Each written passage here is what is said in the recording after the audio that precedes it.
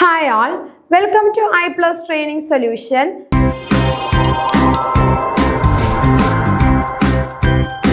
Banking ombudsman ആണെന്ന് discuss ചെയ്യാൻ പോകുന്ന ടോപ്പിക്ക്. അപ്പോൾ ബാങ്കിങ് ഓംബുഡ്സ്മാനെ പറ്റി പഠിക്കേണ്ട പ്രധാനപ്പെട്ട കാര്യം എന്ന് പറഞ്ഞാൽ, നമ്മളൊരു ബാങ്കിൽ എന്തെങ്കിലും നമുക്ക് സർവീസിലോ അല്ലെങ്കിൽ അക്കൗണ്ട്സിലോ എന്ത് ട്രാൻസാക്ഷനിലോ നമുക്ക് എന്തെങ്കിലും ഒരു കംപ്ലൈൻറ്റ് ഉണ്ടായാൽ നമ്മൾ ആരെടുത്ത് പോകണം? ബാങ്കിങ് ഓംബുഡ്സ്മാൻ്റെ അടുത്താണ് പോവേണ്ടത്. അങ്ങനെ ബാങ്കിങ് ഓംബുഡ്സ്മാൻ്റെ അടുത്ത് പോകുമ്പോൾ എന്തൊക്കെ കാര്യങ്ങൾ നോക്കണം, എന്തൊക്കെ പ്രൊസീജിയേഴ്സ് ആണ് ഏറ്റെടുക്കേണ്ടത് എന്നുള്ളതാണ് നമ്മൾ ഇന്ന് പഠിക്കാൻ പോകുന്നത്. അപ്പോൾ ബാങ്കിങ് ഓംബുഡ്സ്മാൻ നേരത്തെ ബാങ്കിങ് ഓംബുഡ്സ്മാൻ അല്ല, ഇപ്പോൾ പുതിയ അപ്ഡേഷനൊക്കെ വന്നിട്ടുണ്ട്. അറിഞ്ഞായിരുന്നോ നിങ്ങൾ? ഇന്റഗ്രേറ്റഡ് ബാങ്കിങ് ഓംബുഡ്സ്മാൻ 2021 വന്നത്. അത് എന്തിനാണ് വന്നതെന്ന് ഒക്കെ ഉള്ളതാണ് നമ്മൾ ഇന്നത്തെ ക്ലാസ്സിൽ ഡിസ്കസ് ചെയ്യാൻ പോകുന്നത്. അപ്പോൾ നമുക്ക് പഠിക്കാം ബാങ്കിങ് ഓംബുഡ്സ്മാൻ. ബാങ്കിങ് ഓംബുഡ്സ്മാൻ ആരാ? Is an authority appointed by RBI. RBI appoint ചെയ്യുന്ന അധികാരിയാണ് ആര്? ബാങ്കിങ് ഓംബുഡ്സ്മാൻ എന്ന് പറയുന്നത്. It is mean for redressal of consumer grievances arising due to deficiency in banking services. അതായത് കസ്റ്റമറിന്റെ കംപ്ലൈന്റുകളെ ആരെ അഡ്രസ് ചെയ്യുക? റീഅഡ്രസ്സൽ എന്ന് പറയുമ്പോൾ എന്താണെന്ന് അറിയാവോടാ? അത് പറഞ്ഞു തരാൻ കുറച്ചും കൂടി കാര്യം പഠിക്കുമ്പോൾ കൃത്യമാ. കസ്റ്റമറിന്റെ കംപ്ലൈൻസിനെ കൃത്യമായിട്ട് അഡ്രസ് ചെയ്യിപ്പിക്കുക. ഇപ്പോൾ എവിടെയാടാ പ്ലേസ്? അത് എൻ്റെ പ്ലേസ് ട്രിവാൻഡ്രമാണ്. ട്രിവാൻഡ്രത്ത് എവിടെയാണ്? ട്രിവാൻഡ്രത്ത് ഇന്ന സ്ഥലത്ത് തമ്പാനൂരാണെന്ന് വെച്ചു, തമ്പാനൂരാണ്. അപ്പോൾ എങ്ങനെയാണ് അതല്ലേ എന്ന് പറഞ്ഞ കണക്ക് എന്താണ്? കസ്റ്റമറിന്റെ കംപ്ലൈൻസിനെ അഡ്രസ് ചെയ്യുക, കൃത്യമായിട്ട് പറയുക. ആരെടുത്ത് പറയുക? ബാങ്കിങ് ഓംബുഡ്സ്മാന്റെ അടുത്ത്. അപ്പൊ ആദ്യം ഏത് ബാങ്കിൽ നിന്നാണോ നമുക്ക് കംപ്ലൈന്റ് ഉണ്ടായത് അവരെടുത്ത് കംപ്ലൈന്റ് ചെയ്യണം. അതിനുശേഷം ഒരു പർട്ടിക്കുലർ ടൈം പീരീഡ് വരെ വെയിറ്റ് ചെയ്തിട്ട് റിപ്ലൈ കിട്ടിയില്ല, റിജക്ട് ചെയ്യുകയാണെങ്കിലാണ് ഇവിടെ പോവേണ്ടത് ബാങ്കിങ് ഓംബുഡ്സ്മാന്റെ അടുത്ത്. അപ്പൊ ആദ്യം അഡ്രസ് ചെയ്യേണ്ടത് ബാങ്കിന്റെ അടുത്ത്, എന്നിട്ട് അവിടെ നിന്ന് റിജക്ഷനോ റിപ്ലൈ കിട്ടിയത് സാറ്റിസ്ഫാക്ടറി അല്ലാന്നുണ്ടെങ്കിൽ വീണ്ടും ആർക്ക് കൊടുക്കണം? ബാങ്കിങ് ഓംബുഡ്സ്മാന്റെ അടുത്ത്. അപ്പൊ ആദ്യം ചെയ്തത് അഡ്രസ്സൽ, പിന്നെ എന്താണ്? റീഅഡ്രസ്സൽ. അതാ പറയുന്നത് it is mean for redress of customer grievance arises due to എന്താണ്? Deficiency in banking services. Banking സർവീസുകളുടെ പോരായ്മകളെ കംപ്ലൈന്റ് ആർക്കാണ് കൊടുക്കേണ്ടത്? കസ്റ്റമർ ഗ്രീവൻസ് ബാങ്കിങ് ഓംബുഡ്സ്മാൻ ആണ് കൊടുക്കേണ്ടത്. ബാങ്കിങ് ഓംബുഡ്സ്മാൻ എന്ന് പറയുന്നത് ആരാണ്? ഒരു ക്വാസി ജുഡീഷ്യൽ അതോറിറ്റി ആണ്. What do you mean by quasi judicial authority? കോർട്ടിന്റെ അതേ പവറും അതേ അധികാരം ആർക്കുണ്ട്? ഈ ഒരു ബാങ്കിങ് ഓംബുഡ്സ്മാൻ ഉണ്ട്. ഇതാണ് ക്വാസി ജുഡീഷ്യൽ അതോറിറ്റി എന്ന് പറയുന്നത്. ബാങ്കിങ് ഓംബുഡ്സ്മാൻ കോർട്ടിന്റെ അതേ അധികാരങ്ങളും പവറും ഉണ്ട്. ഇനി ലീഗൽ ബേസിസ് നോക്കാം. Banking ombudsman is specified under section 35A of BR act 1949. Banking ഓംബുഡ്സ്മാന് banking regulation act 1949 section 35A പറയുന്നത്. സെക്ഷൻ 35A KYC പറ്റി പറയുന്നുണ്ട്. അപ്പോൾ banking regulation act 1949 section 35A KYC പറ്റിയിട്ടും പറയുന്നുണ്ട്. എന്തിനെ പറ്റി പറയുന്നുണ്ട്? ബാങ്കിങ് ഓംബുഡ്സ്മാനെ പറ്റി പറയുന്നുണ്ട്. KYC പറ്റിയിട്ട് എന്താ പറയുന്നത്? അതായത് KYC ഗൈഡ് ലൈൻസ് ആരാ കൊടുക്കുന്നത്? RBI ആണ് കൊടുക്കുന്നത്. ഏത് ആക്ട് പ്രകാരം? BR ആക്ട് 1949 പ്രകാരം. എന്നാൽ KYC എല്ലാ ബാങ്കുകളിലും മാൻഡേറ്ററി ആക്കിയത് ഏത് നിയമപ്രകാരമാണ്? PMLA ആക്ട് 2002 സെക്ഷൻ ആണോ? അല്ല, റൂൾ 7. അപ്പോ prevention of money laundering act 2002 rule 7 പ്രകാരമാണ് എല്ലാ ബാങ്കുകളിലും KYC കൊണ്ടുവരണമെന്ന് പറഞ്ഞത്. മാൻഡേറ്ററി ആയിട്ട് കൊണ്ടുവരണമെന്ന് പറഞ്ഞത് PMLA ആക്ട് ആണ്. എന്നാൽ KYC ഗൈഡ് ലൈൻസ് എങ്ങനെ ആയിരിക്കണം എന്ന് പറഞ്ഞത് ഏത് ആക്ട് പ്രകാരമാണ്? Banking regulation act 1949 section 35A പ്രകാരം. എന്നാൽ KYC ഗൈഡ് ലൈൻസ് ഇഷ്യൂ ചെയ്യുന്നത് ആരാണ്? RBI. ഏത് നിയമം അനുസരിച്ചിട്ട്? BR ആക്ട് 1949 അനുസരിച്ചിട്ട്. അപ്പൊ ഇത് ലിങ്ക് ചെയ്തത് പറഞ്ഞു എന്നേ ഉള്ളൂ. അപ്പോ ബാങ്കിങ് ഓംബുഡ്സ്മാൻ സ്കീം ഏതിനകത്താ പറയുന്നത്? Section 35A banking regulation act 1949. Next നമുക്ക് നോക്കാം. Introduction of the scheme. Banking Ombudsman scheme was introduced in India on 14 June 1995. ഇന്ത്യയിൽ ഇത് ഇൻട്രൊഡ്യൂസ് ചെയ്തത് 14 ജൂൺ 1995 പിന്നെ വീണ്ടും ഇതിന് അമെൻമെന്റ് ചെയ്തു.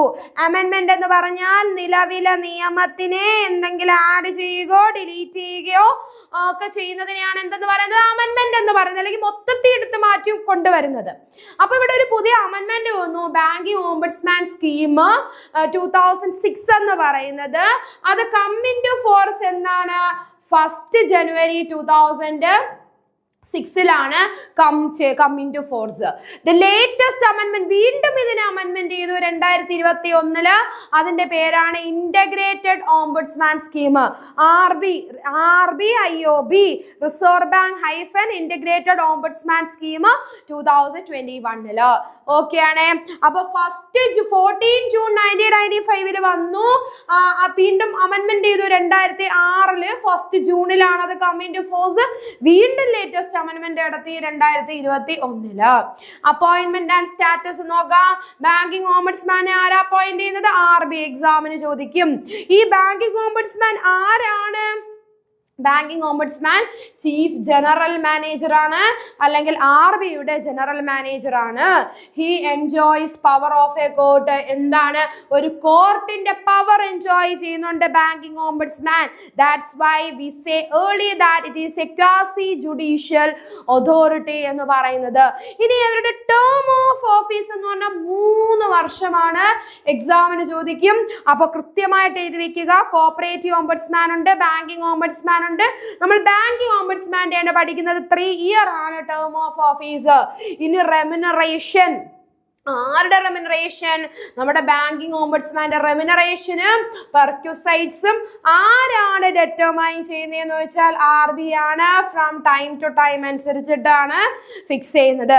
ബാങ്കിങ് ഓംബുഡ്സ്മാനെ RBI അപ്പോയിന്റ് ചെയ്യുന്നു. ബാങ്കിങ് ഓംബുഡ്സ്മാന്റെ റെമ്യൂണറേഷൻ പെർക്യൂസൈറ്റ് ഫിക്സ് ചെയ്യുന്നത് RBI ആണ്. Okay. Banking ombudsman banking regulation act 1949 section 35A പറയുന്നുണ്ട്. Banking ombudsman chief general manager അല്ലെങ്കിൽ ജനറൽ മാനേജർ ഓഫ് RBI ആണ്. Qualification of banking ombudsman should have experience in, ഏതിലൊക്കെ experience വേണം? Legal ഫീൽഡിൽ experience വേണം, ബാങ്കിങ്ങിൽ എക്സ്പീരിയൻസ് വേണം, ഫിനാൻഷ്യൽ സർവീസസിനകത്ത് എക്സ്പീരിയൻസ് വേണം, പബ്ലിക് അഡ്മിനിസ്ട്രേഷനിൽ എക്സ്പീരിയൻസ് വേണം, മാനേജ്മെന്റ് സെക്ടറിനകത്ത് എക്സ്പീരിയൻസ് വേണം. അപ്പൊ എക്സ്പീരിയൻസ് ലീഗൽ, നിയമപരമായിട്ടുള്ള വശങ്ങൾ. ഇപ്പോൾ ഒരാൾ കംപ്ലൈന്റ് കൊണ്ട് കൊടുക്കുകയാണ്.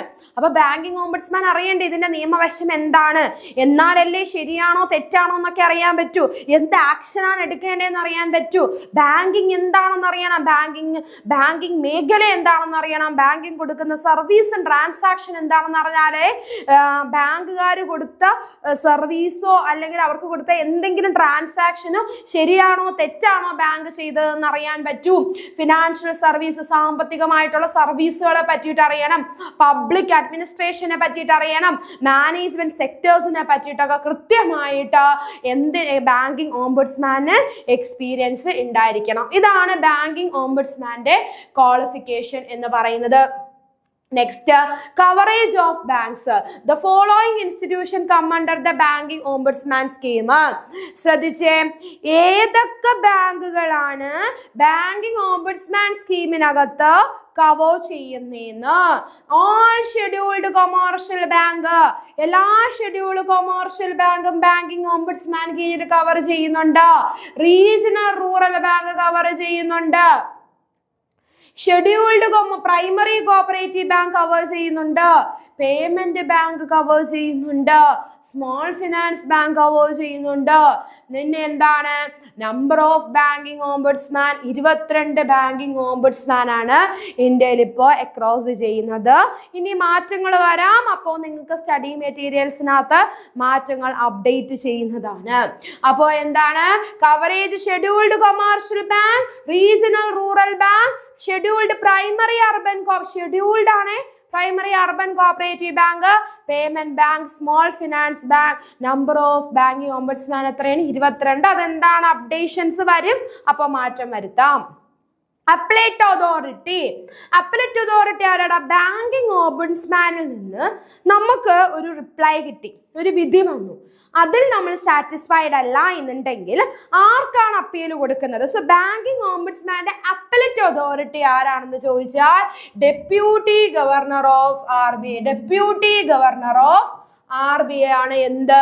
അപ്പലേറ്റ് അതോറിറ്റി എന്ന് പറയുന്നത്. Under integrated ombudsman scheme 2021, integrated ombudsman scheme 2021 detail ആയിട്ട് പഠിക്കും കേട്ടോ. അതിന്റെ അപ്പലേറ്റ് അതോറിറ്റി പ്രകാരം ഡെപ്യൂട്ടി ഗവർണർ ഓഫ് RBI അല്ല, ആരാണ്? എക്സിക്യൂട്ടീവ് ഡയറക്ടർ ആണ്. Of charge of consumer education and protection department act as an appellate authority. അപ്പോൾ നേരത്തെ സ്കീം പ്രകാരം ആരായിരുന്നു? Deputy governor of RBI. എന്നാൽ ഇപ്പോൾ ആരാണ്? RBI എക്സിക്യൂട്ടീവ് ഡയറക്ടർ ആണ്. എന്നാൽ PSCക്ക് ലാസ്റ്റ് എക്സാമിന് ചോദിച്ചപ്പോൾ, അത് നമ്മുടെ കോർപ്പറേറ്റ് എക്സാമിനല്ല, അല്ലാതെ ജനറൽ PSCക്ക് ചോദിച്ചപ്പോൾ എന്താണ് ഈ ഇന്റഗ്രേറ്റഡ് ഓംബുഡ്സ്മാൻ സ്കീം 2021 വന്നതിന് ശേഷമാണ് റീസെന്റ് ആയിട്ട് ചോദിച്ചത്. അവർ ആൻസർ കൊടുത്തിരുന്ന ഡെപ്യൂട്ടി ഗവർണർ എന്നാണ്, എക്സിക്യൂട്ടീവ് ഡയറക്ടർ എന്നല്ല PSCക്ക്. അപ്പൊ PSCക്ക് അത് തന്നെയാണ് കൊടുക്കുന്നത് നല്ലത്. CSEBക്ക് ചോദിക്കുകയാണെങ്കിൽ എക്സിക്യൂട്ടീവ് ഡയറക്ടർ ആണ് കേട്ടോ ആൻസർ. എക്സിക്യൂട്ടീവ് ഡയറക്ടർ തന്നെയാണ് answer. No fee or charge is levied for filing a complaint. ഒരു കംപ്ലൈന്റ് ഫയൽ ചെയ്യാനായിട്ട് ബാങ്കിങ് ഓംബുഡ്സ്മാൻ ഒരു കംപ്ലൈന്റ് കൊടുക്കുമ്പോൾ എന്താണ് അവിടെ ഫീസോ ചാർജസോ ഒന്നും ഇല്ല, ഫ്രീ ആണ്. No fee or charges. The service completely free for customer. Service completely free ആണ് കസ്റ്റമേഴ്സിന്. ഓക്കെ ആണ്. Next, committees related to banking ombudsman. Banking ഓംബുഡ്സ്മാനുമായിട്ട് റിലേറ്റ് ചെയ്ത കമ്മിറ്റികൾ. ഗോയിപൂരിയ കമ്മിറ്റി 1990. എന്താണ്? ഗോയിപൂരിയ കമ്മിറ്റി 1990. ഈ കമ്മിറ്റി എന്തേ പറഞ്ഞോളൂ? കസ്റ്റമർ സർവീസ് റിഫോംസ് ആണ് റെക്കമെൻഡ് ചെയ്തത്. അതായത് കസ്റ്റമറിന് എന്തെങ്കിലും സർവീസ് പ്രശ്നങ്ങളോ ഉണ്ടെങ്കിൽ അത് പരിഹരിക്കാനാണ് എന്ത് പറഞ്ഞത്? നമ്മുടെ ഗോയിപൂരിയ കമ്മിറ്റി പറഞ്ഞത്. ആ ഒരു റെക്കമെൻഡേഷൻ ആണ് പിന്നെ എന്തിനേക്ക് നയിച്ചത്? ബാങ്ക് ഓംബുഡ്സ്മാന്റെ ഇൻട്രൊഡക്ഷൻ 1995 നയിച്ചത്. അതുകൊണ്ട് തന്നെ ബാങ്കിങ് ഓംബുഡ്സ്മാനെ ആര് റെക്കമെൻഡ് ചെയ്തു എന്ന് ചോദിച്ചാൽ ഗോയിപൂരിയ കമ്മിറ്റിയാണ് റെക്കമെൻഡ് ചെയ്തത്. ഓക്കെ ആണ്.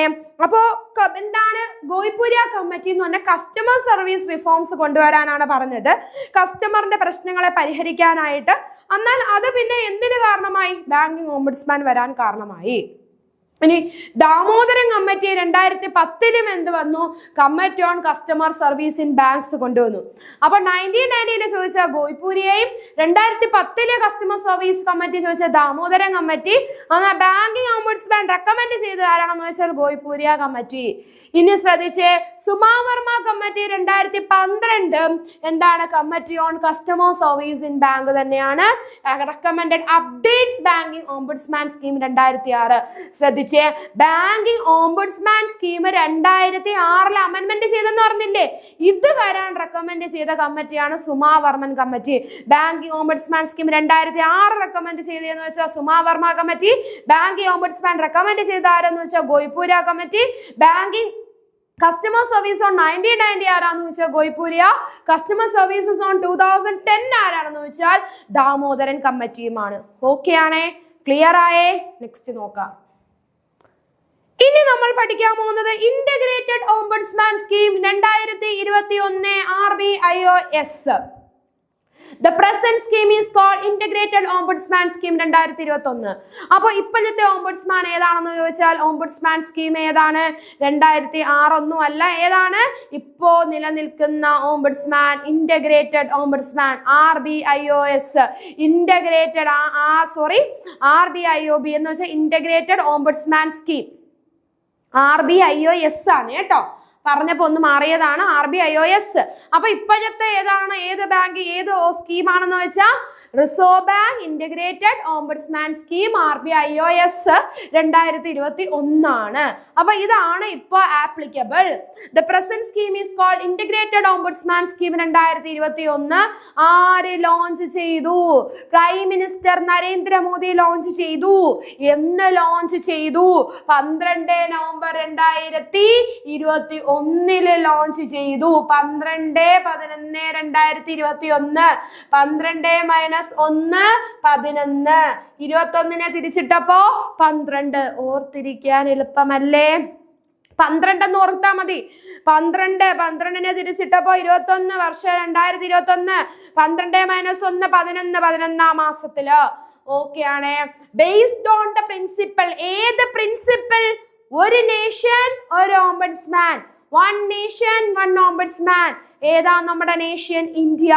ഇന്ത്യയിൽ ഒരു ഓംബുഡ്സ്മാൻ മതി. സ്കീമിനെ ഇന്റഗ്രേറ്റഡ് ചെയ്തു എന്ന് പറഞ്ഞാൽ എന്തിനാണ് ഈ RBIOS കൊണ്ടുവന്നത്? നേരത്തെ 3 എണ്ണം ഉണ്ടായിരുന്നു. ബാങ്കിങ് ഓംബുഡ്സ്മാൻ സ്കീം 2006 ഉണ്ടായിരുന്നു. BR Act 1949 സെക്ഷൻ 35A പ്രകാരം വന്നത്. രണ്ടാമത്തത് non banking financial companies 2018 ombudsman scheme ഉണ്ടായിരുന്നു. അത് RBI Act 1934 സെക്ഷൻ 45L പറയുന്നത്. പിന്നെ വീണ്ടും എന്താണ്? Ombudsman scheme for digital transaction 2019. അത് എന്താണ്? PSS Act 2007 payment and settlement system act section 18 പ്രകാരം വന്നത്. അപ്പോ നേരത്തെ ജനങ്ങൾക്ക് സംശയമായിരുന്നു, ബാങ്കിങ് മേഖലയിൽ നമുക്ക് എന്തെങ്കിലും ഒരു കംപ്ലൈന്റ് വന്നാൽ ഏത് സ്കീമിന് കംപ്ലൈന്റ് ചെയ്യും? ബാങ്കിങ് ഓംബുഡ്സ്മാന് കംപ്ലൈന്റ് ചെയ്യോ? അതോ 2018 NBFC ബാങ്കിങ് ഓംബുഡ്സ്മാന് കംപ്ലൈന്റ് ചെയ്യോ? അതോ 2012 ഡിജിറ്റൽ ട്രാൻസാക്ഷനുമായിട്ടുള്ള ഓംബുഡ്സ്മാൻ സ്കീമിൽ കംപ്ലൈന്റ് ചെയ്യോ എന്നുള്ള സംശയമായിരുന്നു. എങ്ങോട്ട് ചെയ്യണം, എവിടെ പോയി ചെയ്യണമെന്ന്. ആ ഒരു സംശയങ്ങളും ആ ഒരു കൺഫ്യൂഷനും മാറ്റാനായിട്ട് ഇപ്പൊ എന്ത് ചെയ്തു?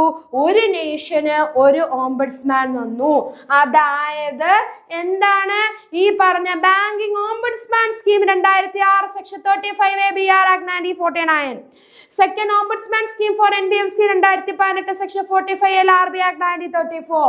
Then ombudsman scheme for digital transaction 2019 section 18 payment settlement system act 2007. ഇതിനെ 3നെയും കൂടി ഇന്റഗ്രേറ്റ് ചെയ്ത് കമ്പൈൻ ചെയ്ത് ഇപ്പൊ ഒരെണ്ണേ ഉള്ളൂ, reserve Bank integrated ombudsman scheme 2021. ഇനി ഡിജിറ്റൽ ട്രാൻസാക്ഷന്റെ ആയാലും നോൺ ബാങ്കിങ് ഫിനാൻഷ്യൽ കമ്പനീസിന്റെ ആയാലും ബാങ്കിങ് കമ്പനീസിന്റെ ആയാലും എന്ത് തന്നെ കംപ്ലൈന്റ് ആയാലും ഒരൊറ്റ ഓംബുഡ്സ്മാനേ ഉള്ളൂ, RBIOS 2021 എന്നുള്ളത്. ഇത് കേരള ബാങ്കിന്റെ എക്സാമിന്റെ ക്വസ്റ്റ്യൻ ആയിരുന്നു, ക്ലർക്കിന്റെ. ഇമ്പോർട്ടന്റ് ആണ്. RBIOS സ്കീം ഇതിനകത്ത് ഏതാണ് കവർ ചെയ്യാത്ത, ഏതാണ് ഇന്റഗ്രേറ്റ് ചെയ്യാത്ത എന്നായിരുന്നു ക്വസ്റ്റ്യൻ. അപ്പോൾ ഇന്റഗ്രേറ്റ് ചെയ്യുന്നത് ഇത് 3ഉമാണ്. ഇനി ക്രെഡിറ്റ് ഇൻഫോർമേഷൻ കമ്പനീസ് എന്ന് പറയുന്നത് ഇന്റഗ്രേറ്റ് ചെയ്തിട്ടില്ല. ക്രെഡിറ്റ് ഇൻഫോർമേഷൻ കമ്പനീസിനെ റെഗുലേറ്റ് ചെയ്യാനായിട്ടുള്ളത് വന്നിട്ടുണ്ട് RBIOS പ്രകാരം, അല്ലാതെ ഇതിനെ ഇന്റഗ്രേറ്റ് ചെയ്തിട്ടില്ല. അത് ഓർക്കുക. ഓക്കെ. അപ്പൊ എക്സാമിന് ചോദിച്ചിട്ടുണ്ട് ക്രെഡിറ്റ് ഇൻഫോർമേഷൻ കമ്പനീസ് ആക്ട് ഏത് വർഷം, payment and settlement system act ഏത് വർഷം എന്ന് CSEBക്ക് ചോദിച്ചിട്ടുണ്ട്. ഇമ്പോർട്ടന്റ് ആണ്, ഇത് ചോദിച്ചിട്ടുണ്ട്. അപ്പൊ ഇന്റഗ്രേറ്റഡ് ചെയ്യാത്തത് ഏതാണ്? ക്രെഡിറ്റ് ഇൻഫോർമേഷൻ കമ്പനീസ് ആണ് ഇന്റഗ്രേറ്റ് ചെയ്യാത്ത. ബാക്കി 3 ഇന്റഗ്രേറ്റ് ചെയ്താണ് RBIOS വന്നത്. Filing of complaints under RBIOS 2021. എങ്ങനെയാണ് RBIOSന്റെ കംപ്ലൈന്റ് ഫയൽ ചെയ്യുന്നതെന്ന്. Step 1. The complainant must first approach the concerned bank, financial institutions, regulated entities. Complaint കൊടുക്കുന്ന ആള് എന്ത് ചെയ്യണം? ആദ്യം ഇപ്പൊ എനിക്ക് ബാങ്കിൽ ചെന്നു, ഒരു എന്താണ് എനിക്കിപ്പോ എന്തെങ്കിലും ഒരു ഡെഫിഷ്യൻസി സംഭവിച്ചു, എനിക്ക് കറക്റ്റ് ആയിട്ടുള്ള സർവീസ് തന്നില്ല, ഞാൻ ചോദിച്ചതിന് റിപ്ലൈ തന്നില്ല, അല്ലെങ്കിൽ എന്താണ് ഞാൻ കൊടുത്ത പൈസ അവര് തിരിമറി നടത്തി, അങ്ങനെ എന്തെങ്കിലും കംപ്ലൈന്റ് ഉണ്ട് എന്നുണ്ടെങ്കിൽ ഞാൻ ആദ്യം ബാങ്കിൽ തന്നെയാണ് കംപ്ലൈന്റ് കൊടുക്കേണ്ടത്. ബാങ്ക് മാനേജർ അല്ലേ, ബാങ്കിൽ കൺസേൺഡ് റെഗുലേറ്റഡ് എൻറ്റിറ്റി മീൻസ് ആ ബാങ്കിൽ തന്നെ ഞാൻ കംപ്ലൈന്റ് കൊടുക്കണം. അപ്പൊ കംപ്ലൈനന്റ് എന്ത് ചെയ്യണം? ആദ്യം ആ കൺസേൺഡ് ബാങ്കിലോ ഫിനാൻഷ്യൽ ഇൻസ്റ്റിറ്റ്യൂഷൻ, ഇതിനെയാണ് റെഗുലേറ്റഡ് എൻറ്റിറ്റി എന്ന് പറയുന്നത്, ബാങ്കിൽ കംപ്ലൈന്റ് കൊടുക്കണം. Step 2, if the bank does not respond within 30 days or reject the complaint or the reply is not satisfactory. എന്താ പറയുന്നത്? ഞാൻ ബാങ്കിന് കംപ്ലൈന്റ് കൊടുത്തിട്ട് 30 ദിവസം വരെ ഞാൻ വെയിറ്റ് ചെയ്യണം. ബാങ്കിന് കംപ്ലൈന്റ് കൊടുത്തിട്ട് 30 ദിവസം വരെ വെയിറ്റ് ചെയ്യണം. ഇനി എന്താണ്? 30 ദിവസം കഴിയാതെ ഞാൻ ബാങ്കിങ് ഓംബുഡ്സ്മാന് കംപ്ലൈന്റ് കൊടുത്താൽ അത് റിജക്ട് ചെയ്യും, ആ കംപ്ലൈന്റ് എടുക്കുന്നതല്ല.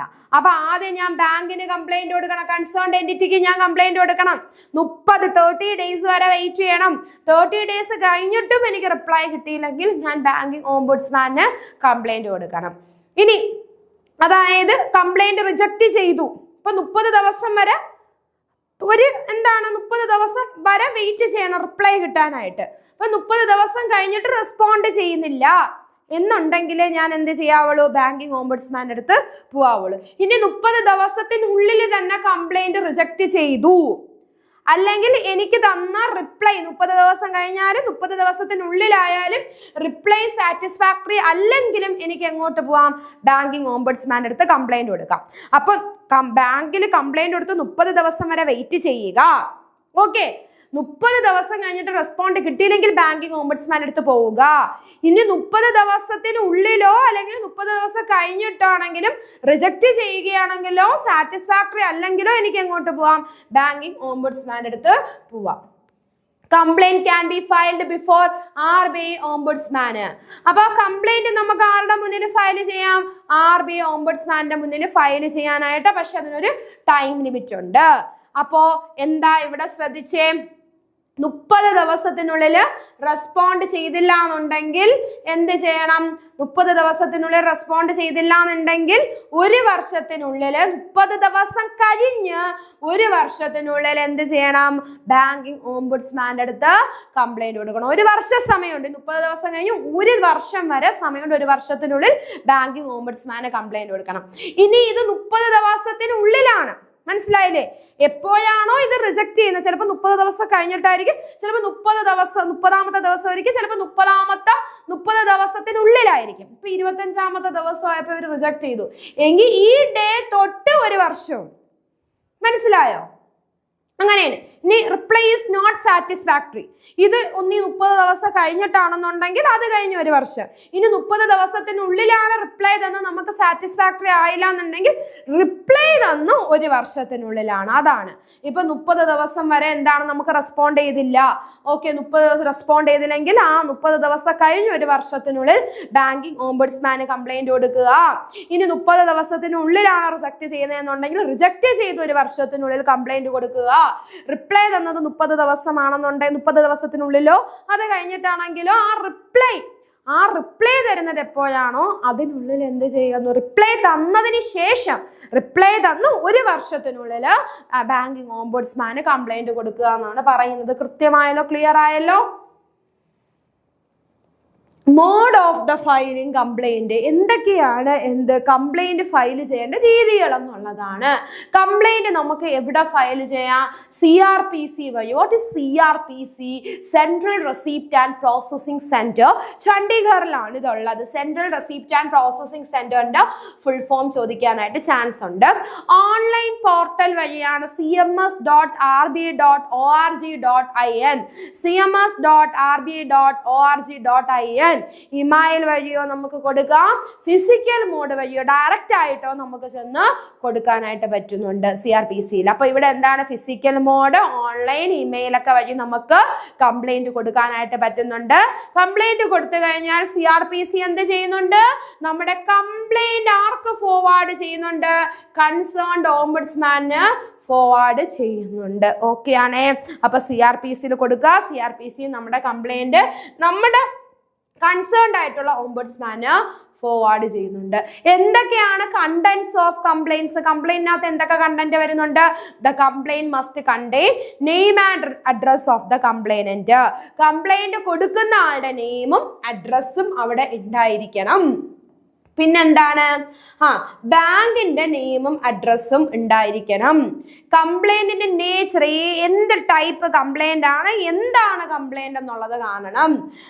എന്താണ് സപ്പോർട്ടിങ് ഡോക്യുമെന്റ്സ്? ഇപ്പോ ബാങ്കിൽ ഞാൻ കംപ്ലൈന്റ് കൊടുത്തു, അതിന്റെ കോപ്പി, പിന്നെ മറ്റുള്ള എവിഡൻസോ എന്തെങ്കിലും ഉണ്ടെങ്കിൽ അത് സപ്പോർട്ടിങ് ഡോക്യുമെന്റ്സ്. ഇനി അവിടെ നിന്ന് റെസ്പോണ്ട് കിട്ടിയില്ലെങ്കിൽ നമ്മൾ കൊടുത്ത കംപ്ലൈന്റിന്റെ കോപ്പി. ഇനി അവിടെ നിന്ന് റെസ്പോണ്ട് ചെയ്തു അല്ലെങ്കിൽ അവർ റിപ്ലൈ തന്നു, ആ ഒരു പേപ്പറും കൂടി ചേർത്തിട്ട് സപ്പോർട്ടിംഗ് ഡോക്യുമെന്റ്സും കൂടി ചേർത്തിട്ട് ഫയൽ കംപ്ലൈന്റ് ചെയ്യണം. Filing complaint without first approaching the bank before 30 days make it non maintainable. നമ്മൾ പറഞ്ഞു ബാങ്കിനാണ് ആദ്യം കംപ്ലൈന്റ് കൊടുക്കേണ്ടത്, കൺസേൺ റെഗുലേറ്റഡ് എൻറ്റിറ്റീസ്. എന്നിട്ട് 30 ദിവസം വരെ വെയിറ്റ് ചെയ്യുക. 30 ദിവസത്തിനുള്ളിൽ നമ്മൾ എന്ത് ചെയ്യുകയാണ്? ബാങ്കിങ് ഓംബുഡ്സ്മാന് കൊടുക്കുകയാണെങ്കിൽ ആ കംപ്ലൈന്റ് അവിടെ അംഗീകരിക്കത്തില്ല എന്നുള്ളതാണ്. 30 ദിവസത്തെ സമയം വരെ ബാങ്കിന് കൊടുക്കുക. റിജക്റ്റോ റിപ്ലൈ ചെയ്യുന്ന 30 ദിവസത്തിനുള്ളിലാണെങ്കിൽ റിജക്റ്റ് ചെയ്തോ, അല്ലെങ്കിൽ റിപ്ലൈ ചെയ്ത് സാറ്റിസ്ഫാക്ടറി അല്ലെങ്കിൽ അത് ചെയ്ത് 1 വർഷത്തിനുള്ളിലാണ് ബാങ്കിങ് ഓംബുഡ്സ്മാന് കൊടുക്കേണ്ടത്. അപ്പൊ 30 days ബിഫോർ പറ്റുമോ? പറ്റത്തില്ല.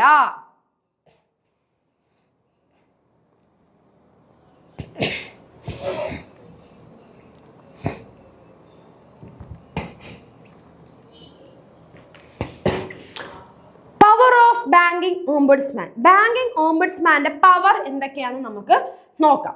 Can summon both parties. Banking ഓംബുഡ്സ്മാന് 2 പാർട്ടികളെ ഏത് സമയത്ത് വേണമെങ്കിലും വിളിച്ചു വരുത്താനുള്ള അവകാശമുണ്ട്. അതാണ് സമ്മൺ. ഓക്കെ, ഇപ്പൊ ബാങ്ക് ഉദ്യോഗസ്ഥനാണെങ്കിൽ ബാങ്ക് മീൻസ് കംപ്ലൈന്റ് കൊടുത്ത കസ്റ്റമറിനെ ആണെങ്കിൽ കസ്റ്റമറിനെ ഏത് സമയത്ത് വേണമെങ്കിലും വിളിക്കാം. Tries to resolve dispute through mediation and conciliation. ഈ ഒരു തർക്കത്തിനെ എന്ത് ചെയ്യാനായിട്ട് പറ്റും? ഒരു മീഡിയേഷൻ വഴി ഒത്തുതീർപ്പ് ചർച്ച. ബാങ്കിനെയും വിളിക്കുന്നു, കസ്റ്റമറിനെയും കൂടി വിളിച്ചു നിർത്തി ഒത്തുതീർപ്പ് ചർച്ച. ബാങ്ക് കസ്റ്റമർ പറയാണ് എനിക്ക് 15 ലക്ഷം രൂപ കോമ്പൻസേഷൻ വേണം, ബാങ്ക് പറയാണ് 10 ലക്ഷം രൂപ തരാം. ഓക്കെ, കസ്റ്റമർ എഗ്രി ചെയ്യുകയാണെങ്കിൽ ആ കേസ് അവിടെ തീർന്നു. അത് പ്രകാരം ഒരു വിധി അവാർഡ് പുറപ്പെടുവിപ്പിക്കും. ഇനി എന്താണ്, ഒരു രീതിയിലും ഇവർ തമ്മിൽ ഒത്തുതീർപ്പാവുന്നില്ല, കസ്റ്റമറിന് 15 തന്നെ കിട്ടണം, ബാങ്ക് ഇട്ട് കൊടുക്കത്തുമില്ല എങ്കിൽ എന്ത് ചെയ്യുന്നുണ്ട്? അവിടെ കേസുമായിട്ട് കൃത്യമായിട്ട് എവിഡൻസും കാര്യങ്ങളും ഫൈൻഡ് ചെയ്തിട്ട് എന്ത് ചെയ്യുന്നുണ്ട്? 1 മാസത്തിനുള്ളിൽ വിധി പുറപ്പെടുവിപ്പിക്കുകയാണ് ചെയ്യുന്നത്. അപ്പൊ മീഡിയേഷൻ എന്ന് പറഞ്ഞാൽ ഒത്തുതീർപ്പ് ചർച്ച, 2 പേരെയും കൂടി വിളിച്ച് കോംപ്രമൈസ് ആക്കുന്നു. Can reject the complaint at any stage if satisfied. ഇനി എന്താണ്?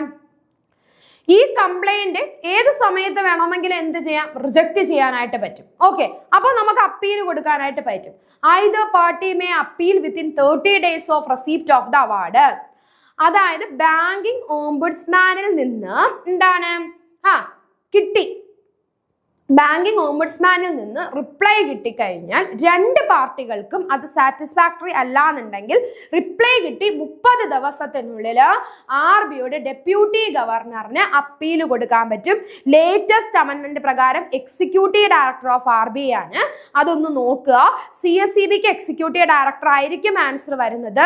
അത് അവരുടെ ക്വസ്റ്റ്യൻ മേക്കറിനെ ഡിപ്പെൻഡ് ചെയ്തിരിക്കും. ലേറ്റസ്റ്റ് അമെൻമെന്റ് അനുസരിച്ചിട്ട് എക്സിക്യൂട്ടീവ് ഡയറക്ടർ ആണ്, പക്ഷെ PSCക്ക് ഡെപ്യൂട്ടി ഗവർണറാണ് വന്നിരിക്കുന്നത് കേട്ടോ. അപ്പൊ എന്താണ് പറയുന്നത്? ബാങ്കിങ് എന്താണ് മീഡിയേഷൻ ഒത്തുതീർപ്പ് ചർച്ച വിളിക്കും. അതിൽ ഒത്തുതീർപ്പ് ചർച്ച ആയില്ല എന്നുണ്ടെങ്കിൽ എന്താണ് നമുക്ക് എന്താണ് ഓംബുഡ്സ്മാൻ കൃത്യമായിട്ട് കാര്യങ്ങൾ പരിശോധിച്ചിട്ട് 1 മാസത്തിനുള്ളിൽ അവാർഡ് പുറപ്പെടുവിപ്പിക്കുകയാണ് ചെയ്യുന്നത്. ഇനി അതിൽ സാറ്റിസ്ഫാക്ടറി ഏത് സമയത്ത് വേണമെങ്കിലും ബാങ്കിങ് ഓംബുഡ്സ്മാൻ ഈ കംപ്ലൈന്റ് റിജക്ട് ചെയ്യാനായിട്ട് പറ്റും, എനി സ്റ്റേജിൽ. അപ്പൊ അപ്പീലും പ്രൊവൈഡ് ചെയ്യാനായിട്ട് പറ്റുന്നുണ്ട്. അപ്പീൽ അപ്പോ എന്താണ് റിജക്റ്റ് ചെയ്തോ അല്ലെങ്കിൽ വന്ന റിപ്ലൈ സാറ്റിസ്ഫാക്ടറി അല്ലാന്നുണ്ടെങ്കിൽ റിപ്ലൈ കിട്ടി ഐദർ പാർട്ടീസ് ബാങ്കിനോ കസ്റ്റമറിനോ എന്ത് ചെയ്യാനായിട്ട് പറ്റും? 30 ദിവസത്തിൽ അവാർഡ് കിട്ടി, അവാർഡ് മീൻസ് ആ വിധി കിട്ടി 30 ദിവസത്തിനുള്ളിൽ അപ്പീലിന് പോവാം. ആരടുത്ത്? Deputy governor of RBI as per latest അമെൻമെന്റ് എക്സിക്യൂട്ടീവ് ഡയറക്ടർ ഓഫ് RBI ആണ്.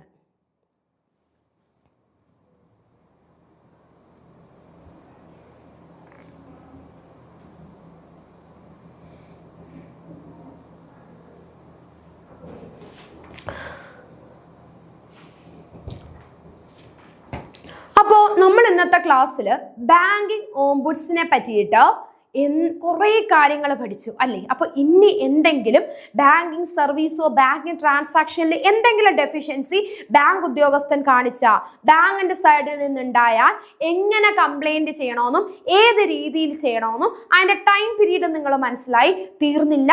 കുറച്ചുകൂടി ഡീപ്പായിട്ട് നമുക്ക് പഠിക്കേണ്ടതായിട്ടുണ്ട്. Thank you.